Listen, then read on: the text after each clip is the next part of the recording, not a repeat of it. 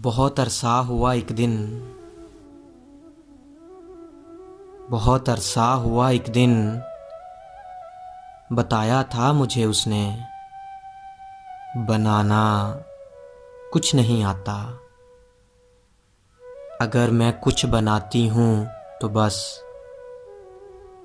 चाय बनाती हूँ। पियोगे ना?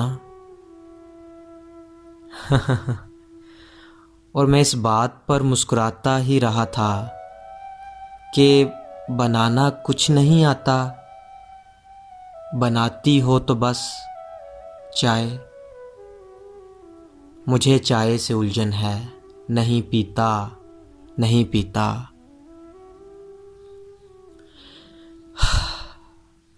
और अब इस बात को गुजरे ज़माना हो गया कितना, नहीं मालूम मुझको कि वो कैसी है, कहाँ पर है, मगर अब चाय पीता हूँ।